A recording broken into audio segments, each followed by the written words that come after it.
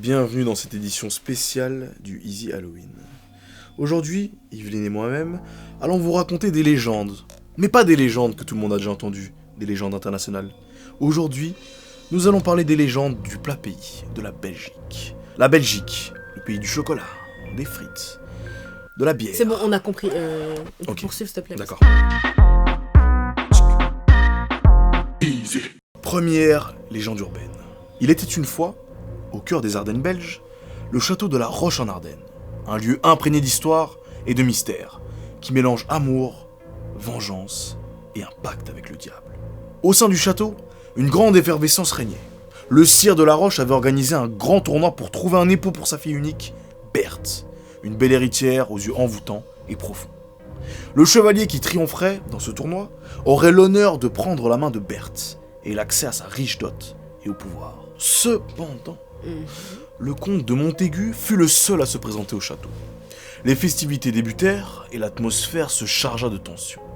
Ce que Berthe ignorait, c'est que le comte de Montaigu avait déjà fait une promesse d'amour éternel à Alix de Sam. Mais non.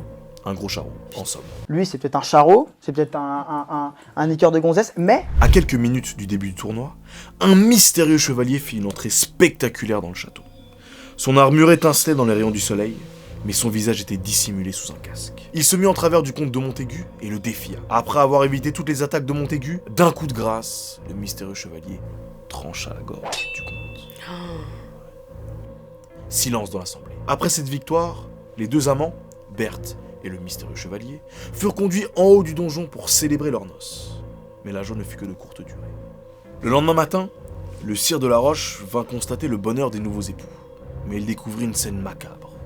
Les corps de Berthe et du mystérieux chevalier reposaient au pied du donjon, morts, écrasés sur un rocher. L'identité du mystérieux chevalier fut alors révélée. La comtesse était venue se venger du comte de Montaigu et de Berthe de la Roche, après avoir fait un pacte avec le diable pour obtenir le pouvoir de mettre en œuvre sa vengeance. Elle avait manœuvré dans l'ombre pour organiser tout ça. Aujourd'hui, on dit que le fantôme de la comtesse hante le château, et à la nuit tombée, son esprit tourmenté errait à l'endroit précis de sa mort. Ça me donne envie d'y aller de ouf. Voilà. C'était la fameuse légende. Et toi, Evelyne, est-ce que tu pourras faire mieux? Ah, perso, je sais pas du tout pour qui il se prend, ce mec. Hein. Tu t'es pris pour qui? Pour Père Castor. Dis-moi, non, pendant 2 secondes, je l'ai perdu. Moi, je vous racontais une légende, plus à ma sauce. Hein. On va pas trop rentrer dans des ambiances macabres et se la jouer je ne sais quel conteur du 16e siècle. Hein. C'est pas trop mon délire. Par contre, je prends le crâne parce que je trouve que c'est un chouette accessoire. Et je vous raconte mon histoire. Bon, déjà pour commencer, je sais pas ce que t'en penses, mais j'ai l'impression que de manière générale, les histoires de châteaux et maisons hantées, ça part souvent d'une histoire d'amour de merde. C'est vrai. Et la preuve, c'est que mon histoire aussi, elle part de là. T'as déjà entendu parler de Huis de Noodscots. Je t'amène du côté de Bruges, où tu trouveras la maison hantée Huis de Noodscots, aussi connue sur le nom de Spookhuis, Spookhuis, plus précisément.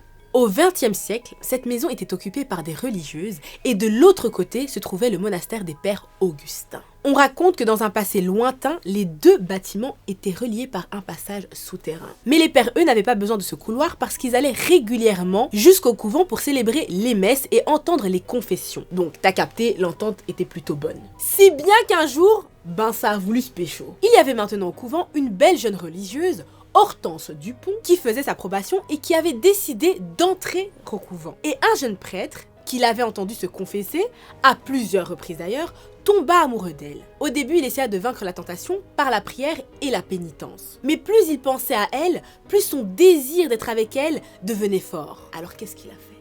Eh bien, lorsqu'il découvrit par hasard l'existence du passage secret, sa dernière résistance éclata. Alors un soir, il se glissa le long du passage souterrain jusqu'au couvent à la recherche de sa bien-aimée. Ce soir-là, eh bien, la jeune sœur se rendait, elle, à la chapelle pour prier. Et en fait, le truc, c'est qu'elle aussi, elle avait un petit crush sur lui. Donc ce qu'elle s'était dit ce soir-là, c'est que le lendemain, elle avouerait ses sentiments au père. Et que par la suite, bien évidemment, elle lui demanderait pardon.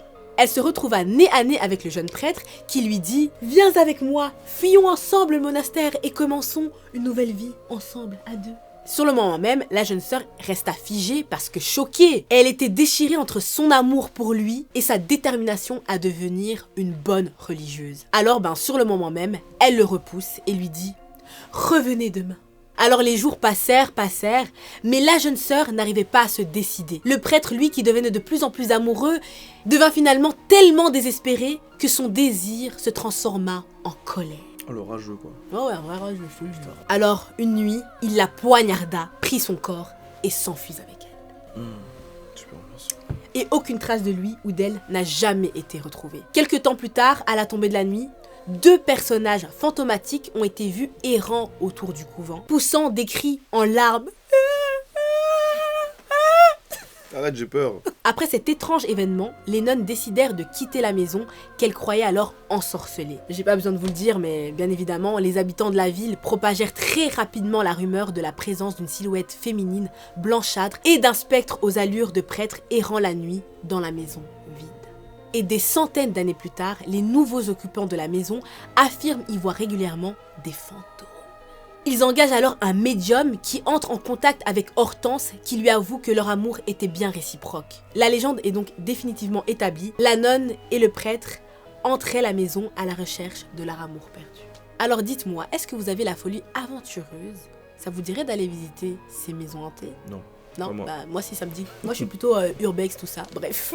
En tout cas pour ce Easy spécial Halloween, ce qu'on attend de vous, c'est que vous aussi, vous nous partagiez vos légendes urbaines en commentaire. On attend donc toutes vos histoires un peu sordides en commentaire, mais en attendant aujourd'hui plus que jamais, prenez soin de vous la famille.